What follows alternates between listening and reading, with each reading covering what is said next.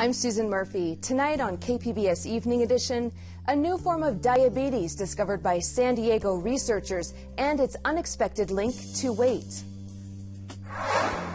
And I'm Peggy Pico with an update on HIV and AIDS infections, treatment, and prevention in San Diego County. Plus, my conversation with the filmmaker of the new IMAX documentary, Jerusalem, with rare views of the Holy Land. What happened with this bill is a serious violation to human rights. Not only the environment, but health, housing, water, food, integrity, and life. The aftermath of a toxic metal nightmare, the mine spill shining a light on water quality standards south of the border. KPBS Evening Edition starts right now.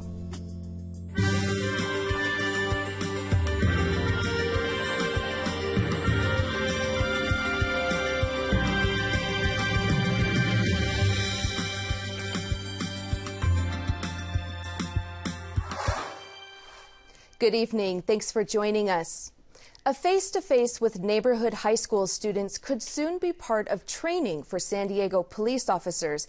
KPBS reporter Megan Burks says a pilot program that brought Lincoln High School students together with officers is set to expand.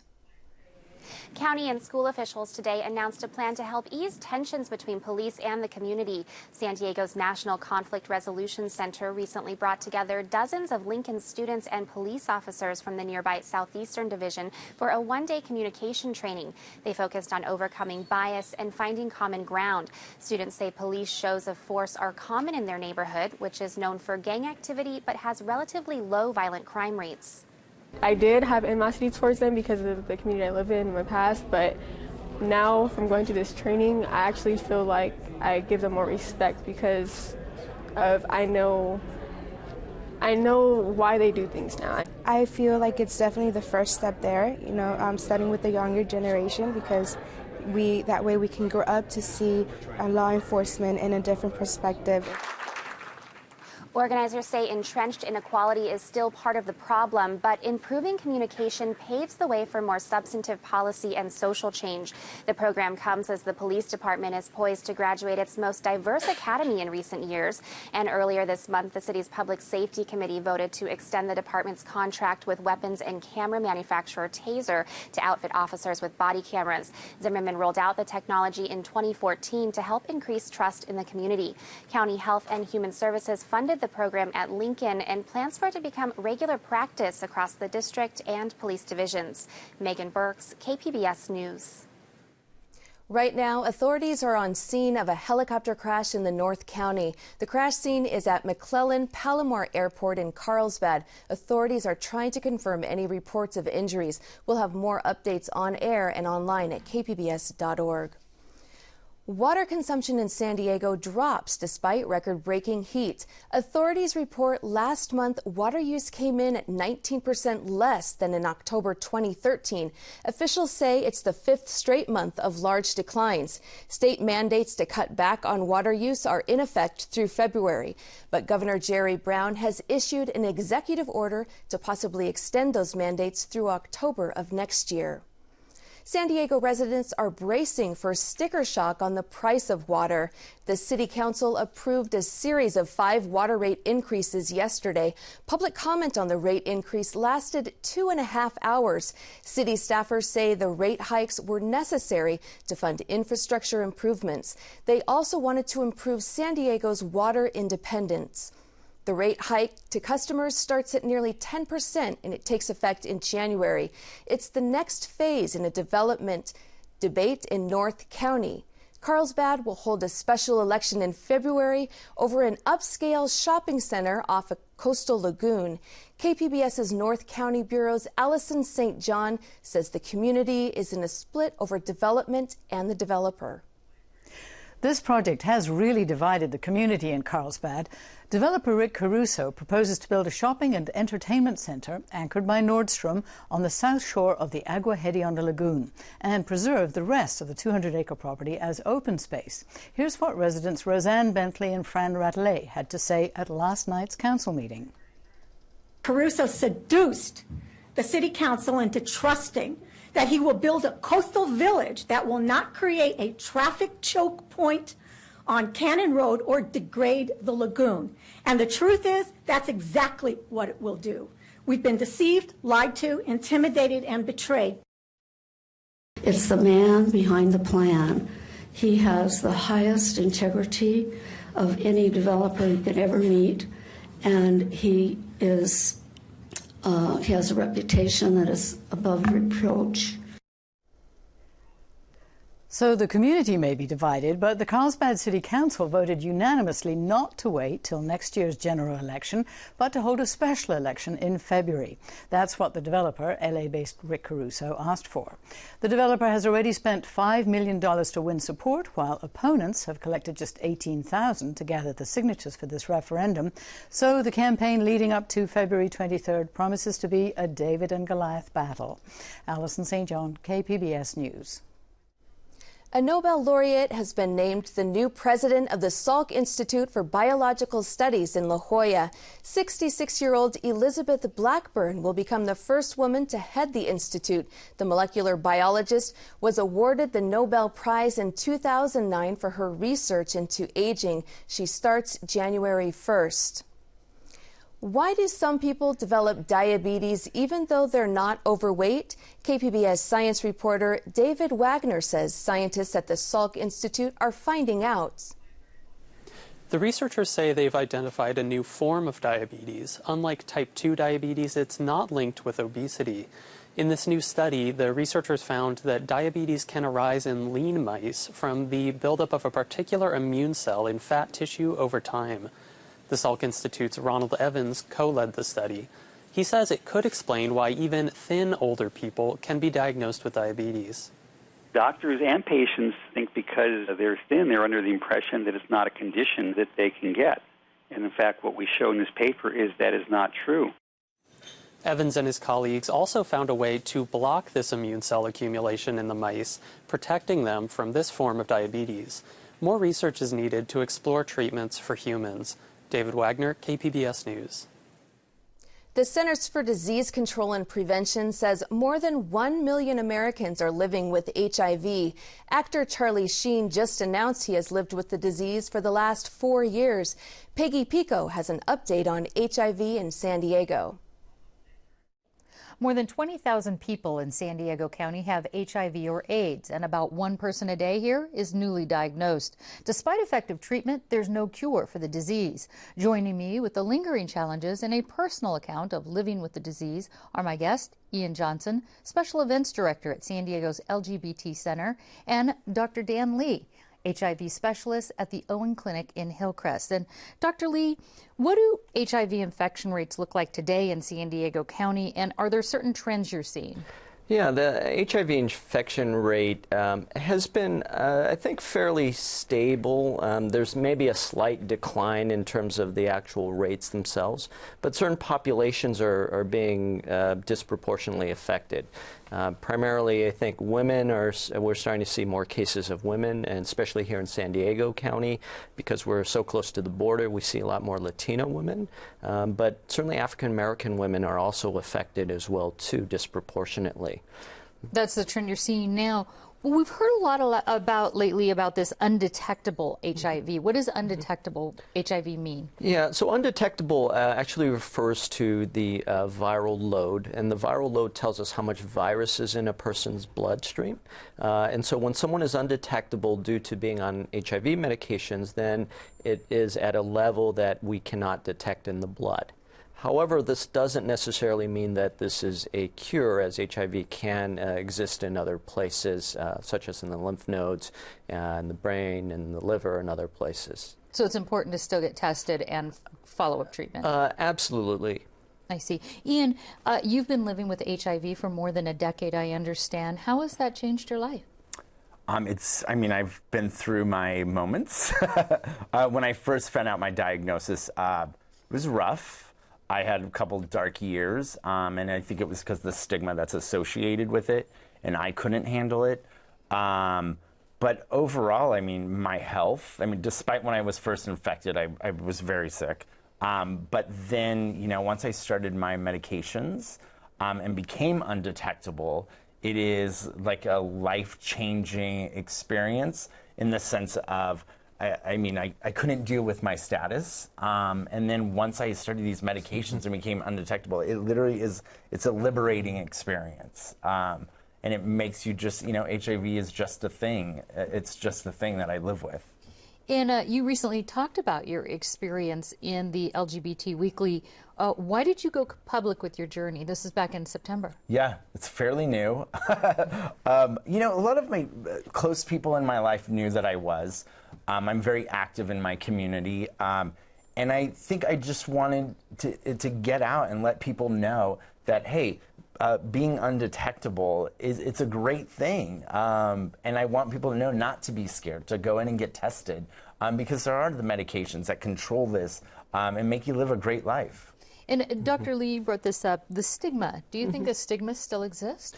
Sure, absolutely. I see it every day with patients, even people who've been positive for a long time. It's definitely something that people have to deal with, I think, on an individual basis. Everyone is so affected by how they might be perceived as having this disease, and many people feel that this is still a gay disease. But as I've kind of mentioned, I think that other segments of society are absolutely being affected. Now, when a celebrity goes public with the news, like Charlie Sheen this week, that they have HIV, I'll start with you, Ian. Do you think that changes public perception of the disease? What do you think that does? I think that the great thing about it is it's bringing up in conversation, and we're using it as an opportunity to educate. There was a point where people stopped talking about HIV.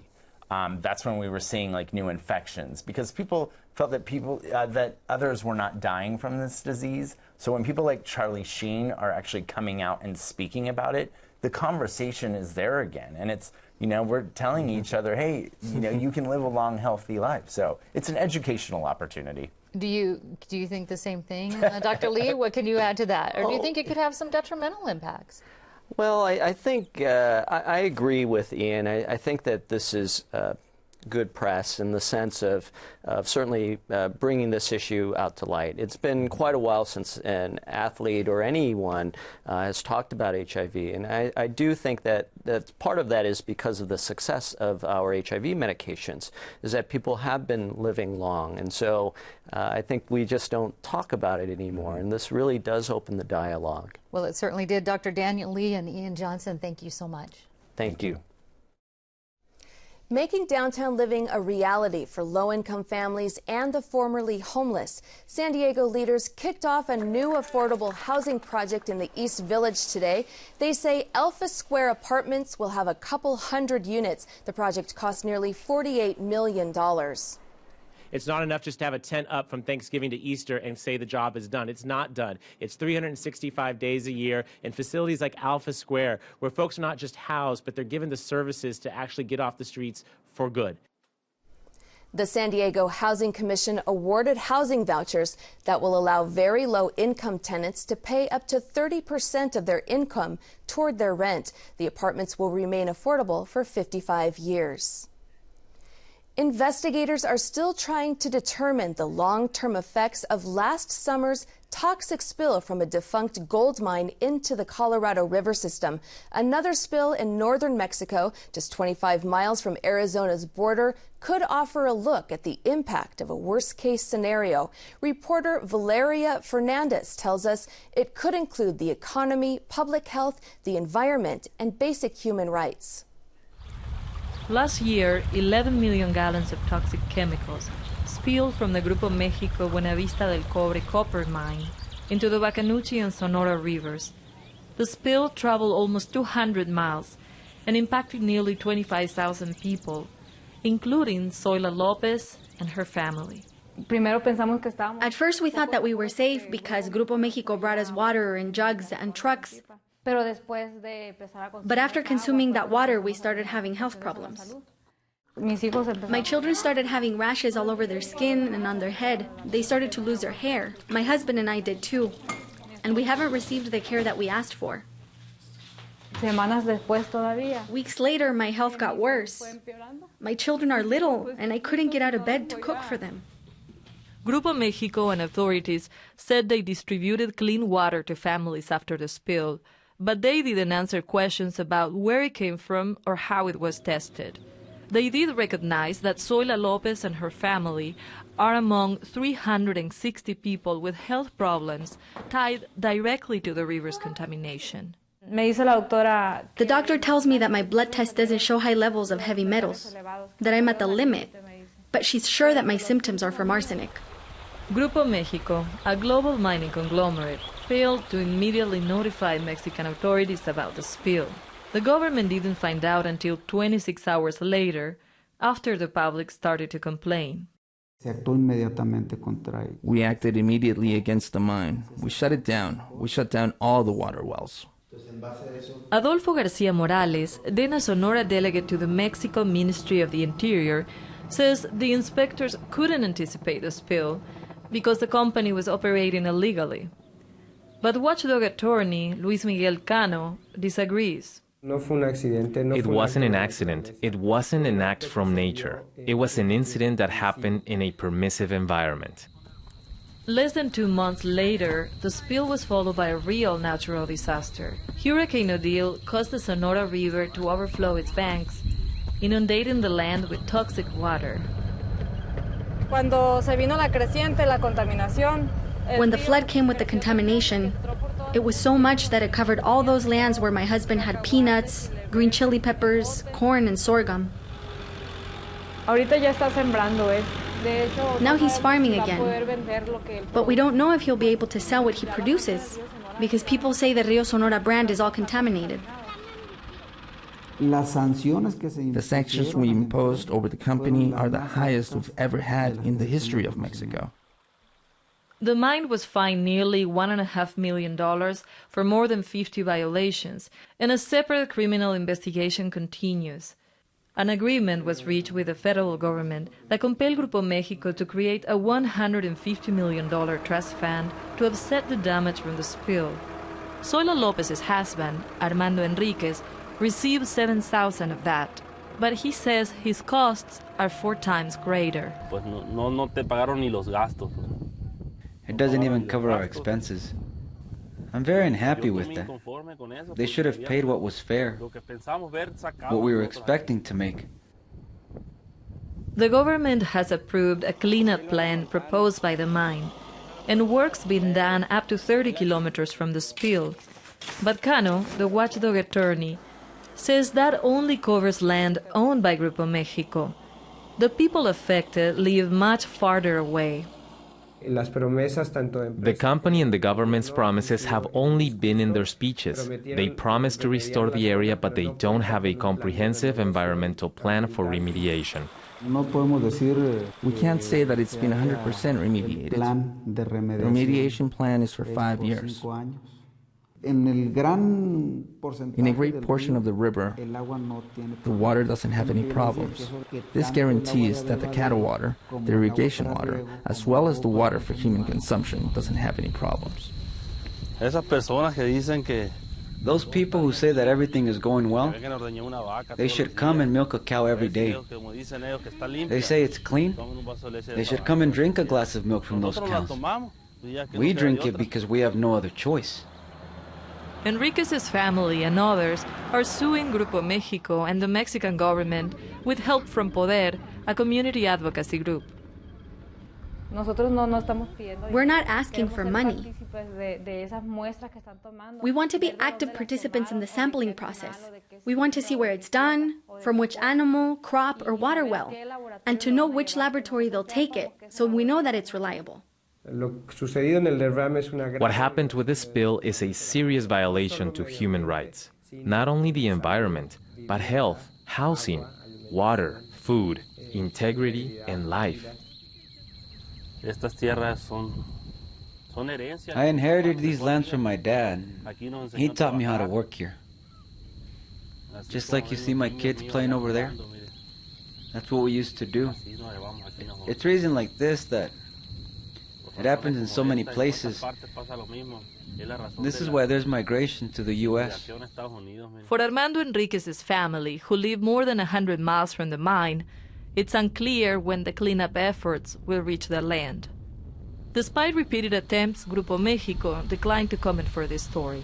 For the Fronteras Desk, I'm Valeria Fernandez with the Arizona Center for Investigative Reporting.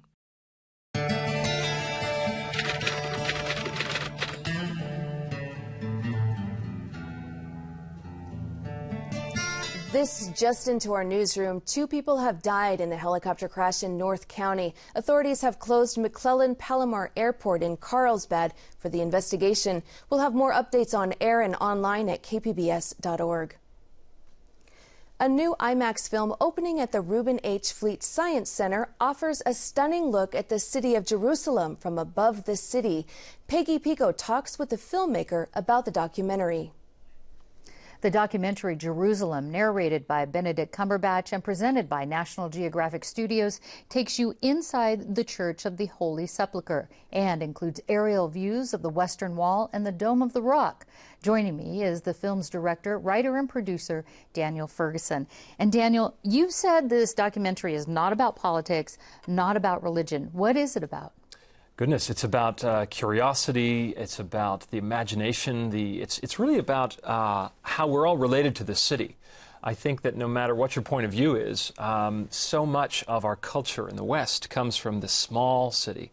And it's about the big questions. Why? You know, why for 5,000 years have we been fascinated by Jerusalem? So it takes a step back. And when I say that it's not about politics, what I really mean is it's not about contemporary Israeli-Palestinian politics that we're so used to seeing. You know, there's so many films about the conflict and so forth. And I think this says, why do we all love this city so much? Why do we all relate in some way to this city? And if you understand that, then it changes the dialogue a little bit. Does it feel like when you're there that this city still has the level of importance and that gravitation at the center of the world type of situation? Absolutely, I feel that, very much so. And part of that is just listening to the stories of people who live there and people who come there and why they're coming, what they're searching for. And you realize very quickly that there are many Jerusalems, buried one on top of the other, going back through time and also side by side, but also your Jerusalem, what you expect to find based on your cultural background. And that's really interesting, to have that dialogue about what you expect and then what you encounter. You also have some really stunning aerial shots in the film. What challenges did you face in getting access to the airspace and getting these shots? Well, there's really not an easy shot in this whole movie, I have to say, but the aerials are particularly difficult. Jerusalem, as you can imagine, is a strict no-fly zone, and so aerials haven't been granted for about 25 years, certainly not low-altitude aerials, so we're filming with a helicopter, a giant 70-millimeter camera over the city, over some of the holiest places in the world to half the people on Earth, and you can understand why initially they said no. But you found a way, and throughout the film we hear from what it's like to live in Jerusalem from 3 teens, 1 Muslim, 1 Jewish, 1 Christian. Here's a clip. For me, it's an adventure. I know it's a place, but it's an adventure. Yes, yes. You have Catholics and Orthodox and Armenians and Muslims and Jews and everybody is here. Like you can see, you can hear 60 different languages when you're passing by the old city. I feel very connected to this city. Maybe because it's beauty, maybe because it's history, and maybe because it's my home and my ancestors are from here. So why look at the city from the perspective of 3 teens? We rarely hear from young people, we rarely hear from women, and I think it's very refreshing. You know, I wanted this movie to be not what you expect about Jerusalem. We all have this image of old bearded men, clergy, and radicals and so forth, and yet we have vibrant young women who have stories to tell about their family narratives, about their Jerusalem. And so that really disarmed me and challenged my assumptions, and I want to do the same thing with the audience. Now, in the film, you say Jerusalem is the most fought-over piece of land in history. How did you address, or did you address, the violence and turmoil that persists today? Not directly. I have to say that rather we made a deliberate decision not to make this about checkpoints and terrorism and so forth, because Frankly, that's what we see almost every day in the media. And yet there is a long, long history of the city. There is tremendous bloodshed, but also love and passion and longing for the city. And I think for people to go and experience it from the high points of the calendar year, Easter, Passover, Ramadan, and as I mentioned before, to understand why do you love the city so much. And eventually, I feel that the love for the city, these different groups, is greater than the hatred of the other. And I think that's the hopeful message of this film. Well, we have to end on this, but you shot this film between 2009 and 2013. Do you think you'd be able to shoot it today? Absolutely not. Absolutely not. There's no way. The trust that we had there, the fact that we had a mixed crew, Israeli, Palestinian, Jordanian, international, I don't think any of that's possible. To get into the Dome of the Rock, it took us 3 years to get the permits to do that. I don't think any of that would be possible. So it really is a once-in-a-lifetime opportunity for people to come and see this film at the Fleet and experience the Jerusalem that we were fortunate enough to experience. Filmmaker Daniel Ferguson, thank you very much.